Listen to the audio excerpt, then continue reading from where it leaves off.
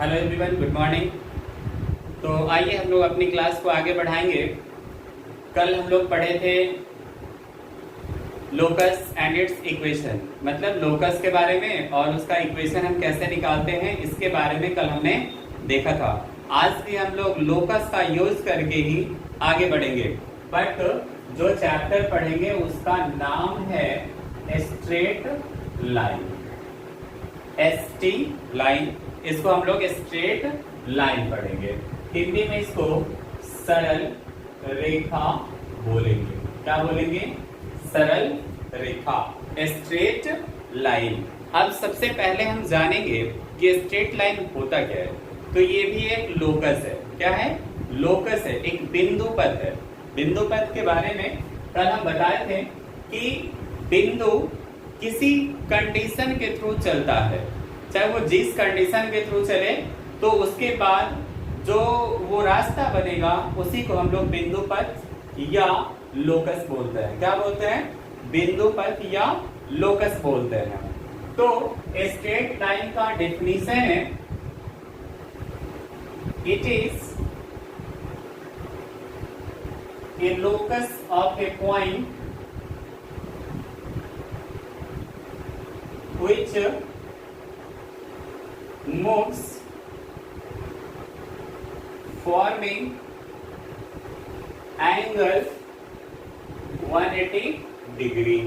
मतलब it is a locus of a point. ये straight line जो है एक पॉइंट का लोकस है। क्या है?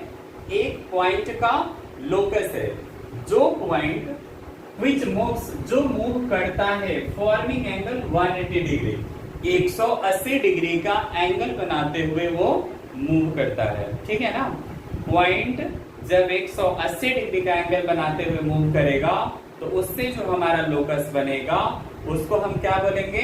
स्ट्रेट लाइन बोलेंगे। क्या बोलेंगे? स्ट्रेट लाइन बोलेंगे। ये एक बिंदु पथ है, ये हमारा एक लोकस है। ठीक है ना? इसके बीच का जो एंगल बन रहा है वो 180 डिग्री बन रहा है, तो ये हमारा क्या बन जाएगा? स्ट्रेट लाइन बन जाएगा। अब इस चैप्टर में, ये चैप्टर थोड़ा लंबा है, इस चैप्टर में हमें बहुत सारे कंडीशन अलग अलग करके पढ़ना है कि दो स्ट्रेट लाइन जो बना है दो पॉइंट से, इसका इक्वेशन कैसे निकालेंगे। जब दो स्ट्रेट लाइन एक दूसरे को इंटरसेक्ट करेगा तो उसका पॉइंट ऑफ इंटरसेक्शन, मतलब जिस पॉइंट को वो काट रहा है उसका कोऑर्डिनेट कैसे निकलेगा। तो इस तरीके से स्ट्रेट लाइन में हमें बहुत सारी चीजें पढ़नी है। जैसे जैसे हम आगे बढ़ेंगे फिर उसकी चर्चा हम लोग करेंगे। ठीक है? फिलहाल अब इसके बाद एक छोटा सा कंसेप्ट है जो हमें जानना है, उसके बाद हमें इस चैप्टर को पढ़ने में काफी अधिक सहूलियत होगी। ठीक है? तो एक चीज हम पढ़ेंगे स्लोप, या इसी को हम लोग ग्रेडियंट भी बोलते हैं, इसको हम लोग हिंदी में ढाल बोलते हैं। स्लोप और ग्रेडियंट, या हिंदी में इसी को क्या बोलेंगे? ढाल बोलते हैं। तो पहले अब हम जानेंगे कि स्लोप क्या है और हम लोग स्लोप कैसे निकालते हैं। स्लोप क्या है और स्लोप हम लोग कैसे निकालते हैं। ठीक है?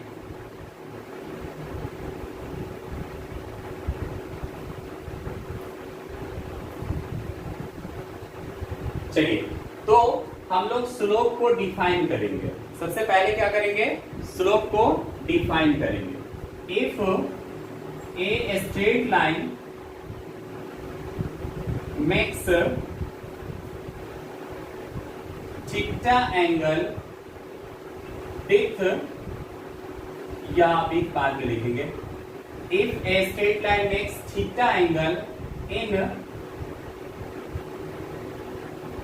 एंटी क्लॉकवाइज डायरेक्शन, इसी को हम लोग पॉजिटिव डायरेक्शन भी कहते हैं। पॉजिटिव डायरेक्शन भी कहते हैं। If a straight line makes theta angle in anti clockwise direction with x axis, then tan theta is called slope और ग्रेडियंट। मतलब एक्सिस दो है, ये आपको पता है, ये एक्स एक्सिस है, इधर x dash y y dash, ये हमारा वाई एक्सिस है, ठीक है। बट कोई स्ट्रेट लाइन यदि एक्स अक्ष के साथ एंटी क्लॉकवाइज डायरेक्शन, घड़ी क्लॉकवाइज डायरेक्शन ऐसे होता है ना, ऐसे एंटी क्लॉकवाइज डायरेक्शन ऐसे होता है, उल्टा, एंटी का मतलब होता है अपोजिट, विरोधी, ठीक है। तो घड़ी के डायरेक्शन के उल्टा में चल के एक्स अक्ष के साथ जो एंगल वो लाइन बनाएगी, कोई भी स्ट्रेट लाइन बनाएगी, तब उस एंगल के टैन को, टैन थीटा को हम लोग क्या बोलेंगे, स्लोप या ग्रेडियंट बोलेंगे। मतलब मान लीजिए ये कोई स्ट्रेट लाइन है, तो ये जो एंगल बन रहा है थीटा, इसके टैन को हम लोग बोलेंगे स्लोप या ग्रेडियंट, इसके टैन को हम लोग बोलेंगे स्लोप या ग्रेडियंट, ठीक है। ये वाई अक्ष में टच कर भी सकता है, नहीं भी कर सकता है। मान लीजिए ये कोई लाइन है जो एक्स अक्ष के साथ पॉजिटिव डायरेक्शन में, इस दिशा में, इधर से नहीं, इधर से एंगल बनाएगा तब तो ये क्लॉकवाइज डायरेक्शन हो गया, इधर से जैसे एंगल बनेगा तो ये हमारा क्या है, क्लॉकवाइज डायरेक्शन है। नहीं, हमारा डेफिनेशन कहता है कि एंटी क्लॉकवाइज डायरेक्शन में जो एंगल बनेगा उसके टैन को हम लोग स्लोप या ग्रेडियंट बोलेंगे। एक चीज यहाँ पे ऐड कर लीजिए, it is denoted by small m, it is denoted by small m. हम लोग स्लोप को, ग्रेडियंट को किस लेटर से लिखते हैं, तो स्मॉल एम से डिनोट करते हैं, स्मॉल एम से डिनोट करते हैं। तो सीधी सीधी बात है, यहां से आपको m is equal to tan theta हो जाएगा, ठीक है। m इज इक्वल टू क्या हो जाएगा, tan थीटा हो जाएगा। तो इस तरीके से हमारा स्लोप या ग्रेडियंट निकल जाएगा। ये 11th में नहीं बल्कि आगे बहुत सारे कॉम्पिटिशन्स में भी ये क्वेश्चन आता है। स्लोप दे देगा तब आपको बोलेगा थीटा बताइए, और यदि थीटा दे देगा तो आपको बोलेगा m बताइए। आइए कुछ एग्जांपल लेते हैं। जैसे आपको बोलेगा कि थीटा हमारा 45 डिग्री है, तो बोलेगा स्लोप निकालो, तो slope equal to m equal to tan theta, tan 45 degree, इसका वैल्यू होता है 1। हम लोग पीछे याद किए, नहीं याद किए, फिर से वही बात मुझे दोहराना पड़ता है बार बार। यदि नहीं याद है तो आप क्या करेंगे, ट्रिगोनोमेट्री का हमारा जो पहला दूसरा वीडियो होगा उसको जाके आप देखेंगे, वहां पे ये वैल्यूज आपको मिल जाएंगे। कम से कम स्ट्रेट लाइन पढ़ने के लिए, स्लोप जानने के लिए, ग्रेडियंट जानने के लिए आपको tan का सारा वैल्यू हर हाल में याद होना चाहिए। 0, 30, 45, 60, 90, 135 और ये सारा जो 15 का मल्टीपल एंगल है, 15, 30, 45, 50, 60, 75, ये सारा वैल्यू आपको हर हाल में याद होना चाहिए। किसका, कम से कम tan का तो निश्चित रूप से याद होना चाहिए, तभी जाके हम लोग स्लोप या ग्रेडियंट को समझ पाएंगे। क्यों? क्योंकि हमारा स्लोप जो होता है वो tan थीटा ही होता है। ये थीटा क्या है, तो कोई भी स्ट्रेट लाइन एक्स अक्ष के पॉजिटिव डायरेक्शन में जितना एंगल बनाती है उसके tan को हम लोग स्लोप या ग्रेडियंट बोलते हैं। उसके tan को क्या बोलेंगे, स्लोप या ग्रेडियंट बोलेंगे, ठीक है। कोई परेशानी, पहले इसका स्क्रीनशॉट कीजिए।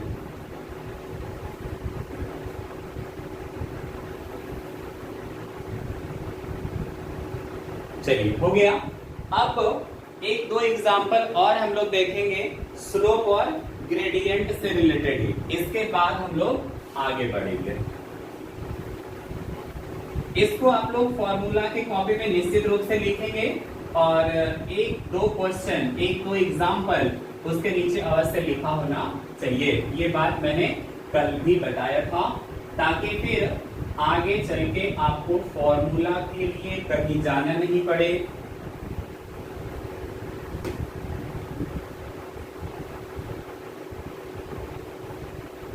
ठीक है, चलिए देखते हैं, इससे रिलेटेड एक दो एग्जांपल देख लेंगे, फिर हम लोग आगे चलेंगे। हमारा जो पहला चैप्टर है ना वो स्लोप और ग्रेडियंट से ही रिलेटेड है।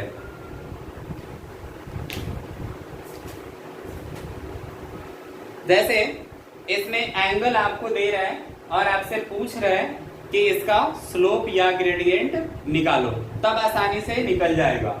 एक और एग्जांपल, इसमें थीटा दिया हमारा 135 डिग्री, आपसे बोल रहे हैं कि स्लोप निकालो, तो स्लोप इक्वल टू होता है tan थीटा और tan 135 आप देखेंगे tan 135 का वैल्यू -1 होता है, tan 135 का वैल्यू -1 होता है। तो इस तरीके से हमारा स्लोप या ग्रेडियंट कितना हो जाएगा, -1 हो जाएगा। ठीक है, कोई परेशानी नहीं है।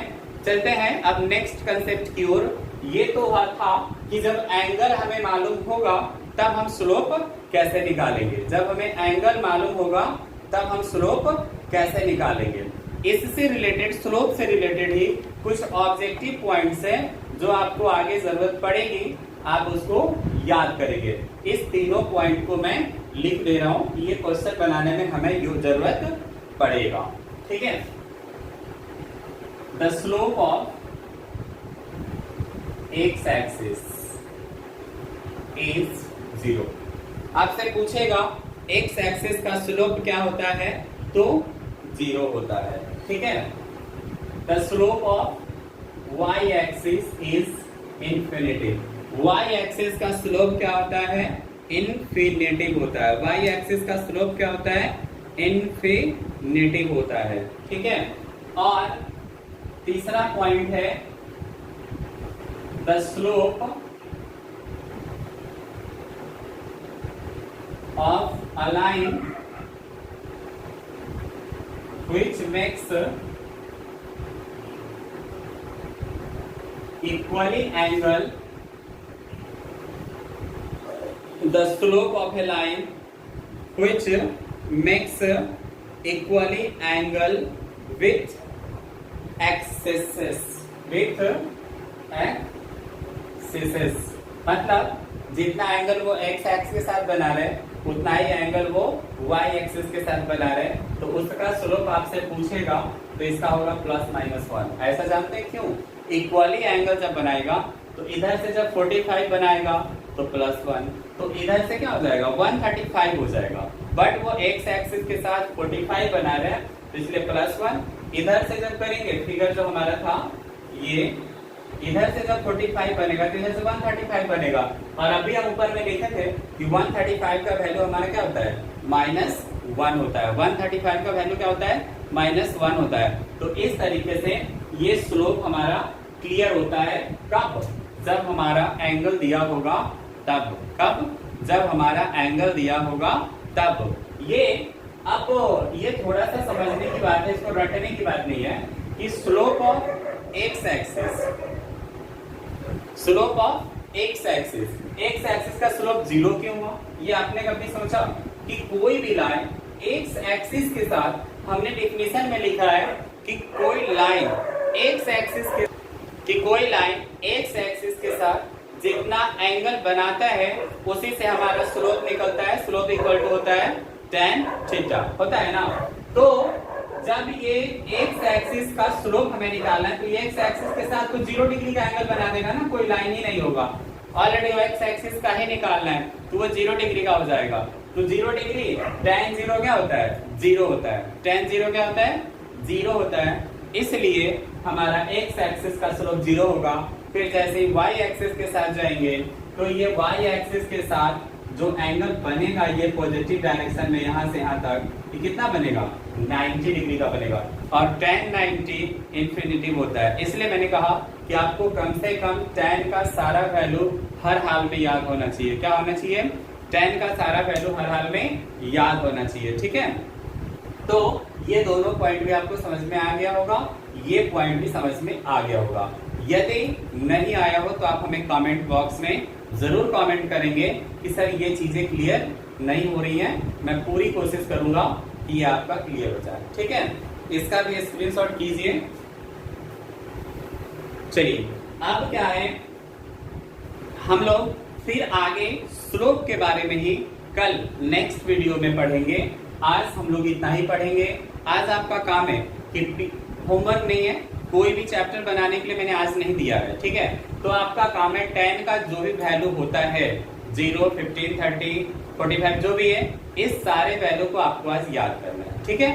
दूसरा बात है कि सब में अपनी मर्जी से थीटा की जगह पे 15, 30, 45, 60, 75 जो भी है सबको लेके सबका m निकाल लेना है और उसको डायरेक्टली याद रखना है कि इसका वैल्यू इतना होता है तो ये m इतना होगा, क्योंकि आगे जैसे जैसे हम बढ़ेंगे सारे चैप्टर में हमें m की जरूरत पड़ेगी, स्लोप की जरूरत पड़ेगी, ठीक है। तो आज के लिए इतना ही, थैंक यू। हमारे वीडियो को अवश्य आप लाइक, सब्सक्राइब, शेयर करेंगे। जो लोग हमारे चैनल पे नए हैं वो कृपया स्टार्टिंग से वीडियो देखना भी नहीं छोड़ेंगे, मतलब क्लास वाले वीडियो के साथ आगे बढ़ेंगे और एक वीडियो कम से कम पीछे का भी आप अवश्य देखेंगे। Okay, thank you.